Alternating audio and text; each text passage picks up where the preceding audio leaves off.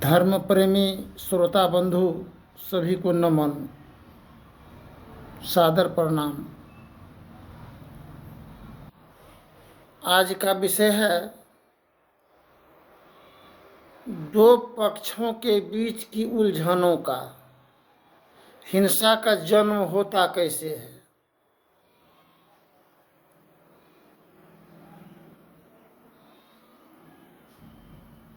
नहीं पूछिए पीर से, नहीं पूछिए फकीर से, पूछिए अपने जमीर से। एक बार दुर्गा पूजा के समय में मेला लगा हुआ था, दुर्गा मेला। उस मेला में 10 दिन के लिए ढाक बजता है। उमंग के साथ साथ उत्साह के साथ मेला का आयोजन करते हैं। सभी दर्शक आते हैं देखने के लिए।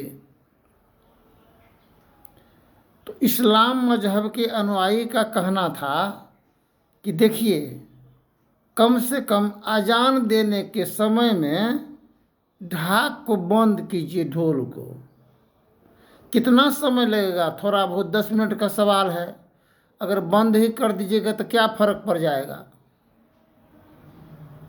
सनातन धर्म के अनुयायी पूजा पाठ करने वाले का कहना था कि क्यों बंद करेंगे, तो अपना काम करो, हम अपना काम कर रहे हैं।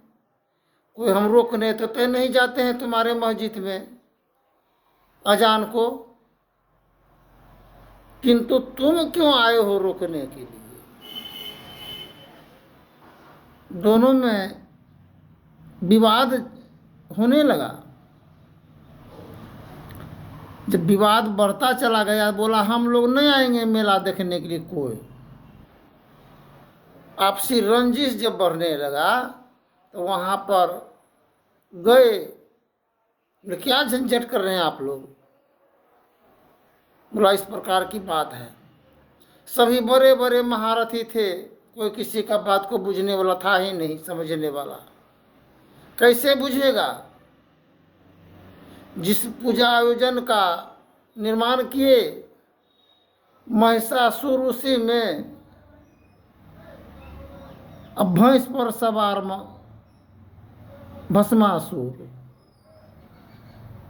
तो हम लोगों का भैंस के समान भी बुद्धि हो जाता है कभी कदार, राक्षस के तरह समान में। तो क्या बुझेंगे किसी का बात को?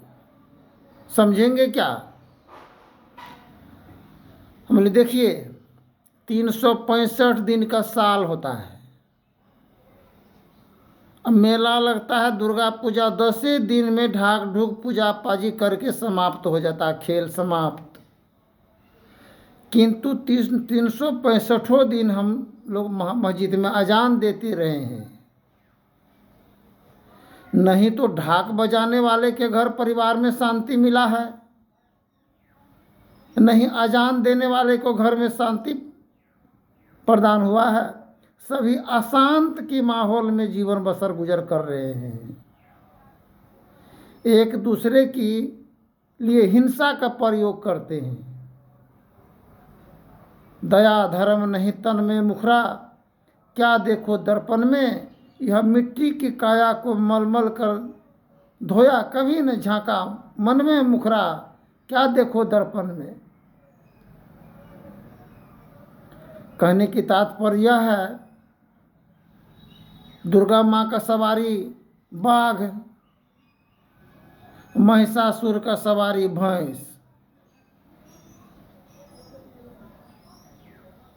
हम लोग जो बजाने वाले ढोल को बजाने के लिए आए, उसका भी चमड़े का देह शरीर है, उसमें खोल लगा हुआ है तो वो भी चमड़े का है। जो दर्शक आए वो सभी का देह भी चमड़े का था है, और जो भक्त हैं सभी का, दर्शक भक्त सभी का चमड़े का देह है। किंतु अंतर सिर्फ यही है कि दुर्गा माँ को जो प्रतिमा बनाए वही मिट्टी और घास और बांस से निर्माण किए हम लोग। महिषासुर भी मिट्टी का और भैंसा भी मिट्टी का। हम लोग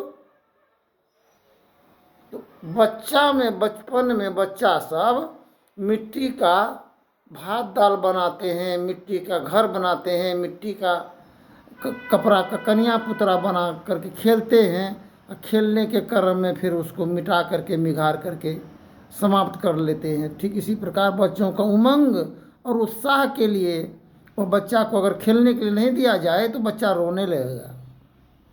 ठीक इसी प्रकार हम लोग खेलते हैं, झूठ-मूठ खेले सचमुच होए, सचमुच खेले बिरला कोय, सचमुच खेले मंचित लाए, खेलत खेलत एक दिन हो ही जाए। तो हम लोग खेलने के क्रम में कौन खेल खेल रहे हैं जो ईश्वर से हम लोगों का मेल नहीं हो पा रहा है, हम लोग अपने आप से हम लोग जुदा हैं।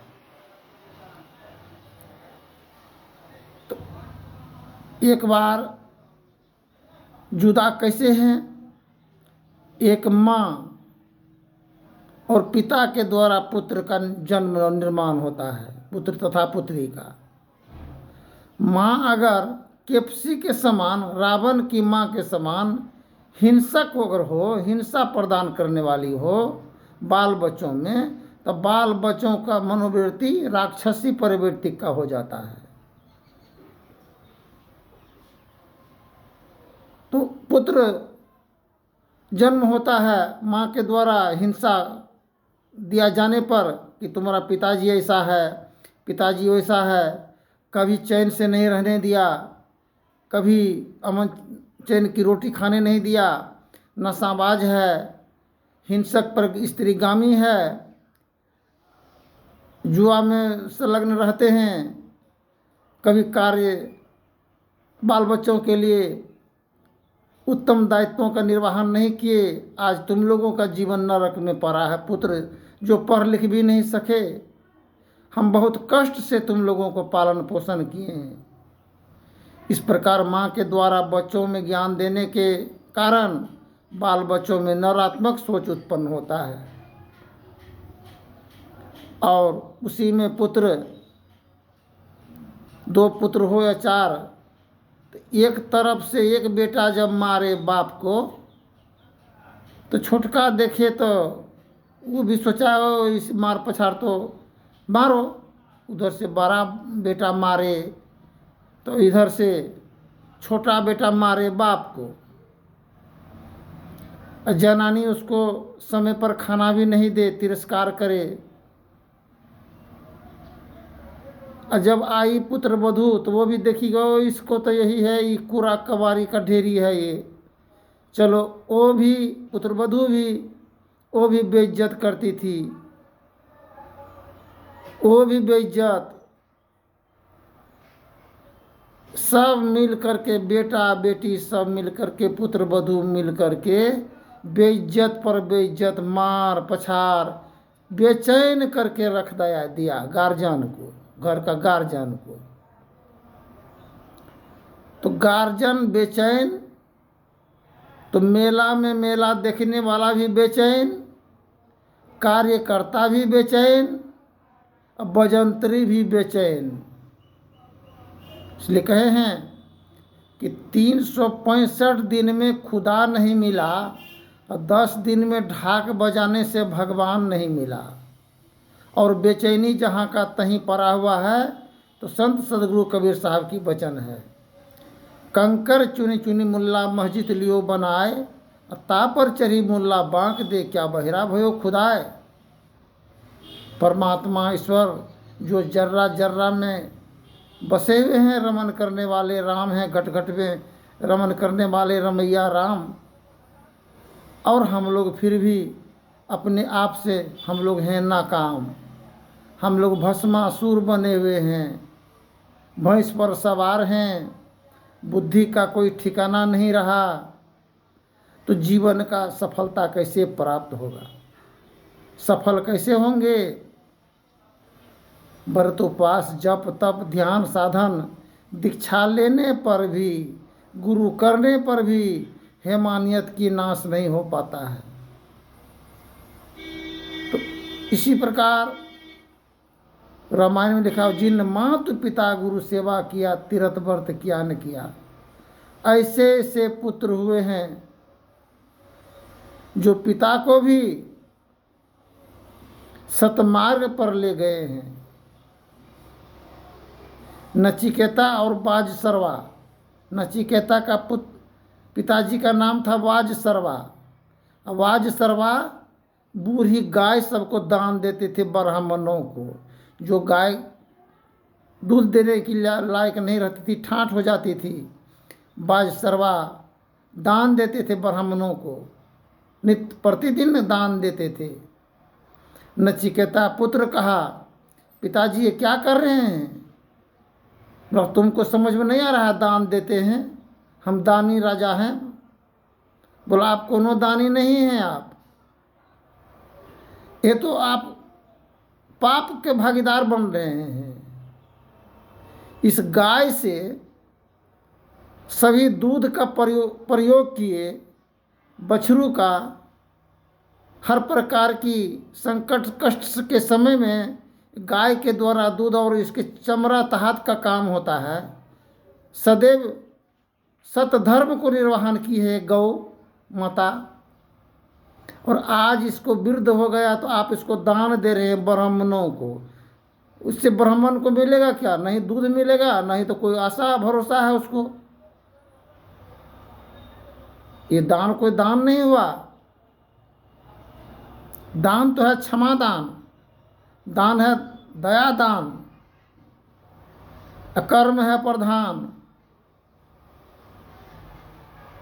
तो बोला ना, तुम पुत्र बहुत बढ़ चढ़ करके बोलते हो, जाओ तुम मृत्यु को प्राप्त करो, जाओ मर जाओ।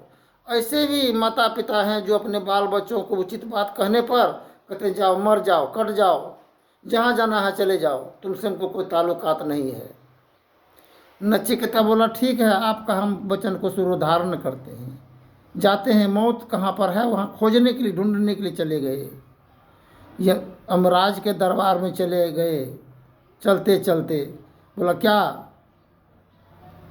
तुम लोग सीधे चले आए यहाँ? कोई मर करके आता है और कोई जिंदे तुम आए हो मरने के लिए? बोला, हाँ, हम मरने के लिए तो आए हैं सही, लेकिन अंतर हृदय में पड़ा हुआ हिमानियत जो है इंसान को जीना हराम करके रखा है, इस हिमानियत को मारने के लिए हम लोग आए हैं। कसाईवत विचारधाराओं के अंत के लिए आए हैं, ताकि हर मानव, हर प्राणी को राजा होते हुए भी उनको अपने आप का जीवन का परिचय नहीं है कि हम दान क्या करना चाहिए, अप्रदान क्या करना चाहिए। इसलिए पर उपकार सम धर्म न भाई, भजिए राम सब काम बिसाई। हम लोग एक दूसरे की शोषण करने में हैं, तिरस्कार करने में, अपमान करने में लगे हुए हैं, घृणा नफरत की वर्षा बरसाने में लगे हैं, तो हम लोगों का कल्याण कैसे होगा? फिर आगे के प्रसंग में बोलेंगे। धन्यवाद। जय हिंद, जय भारत।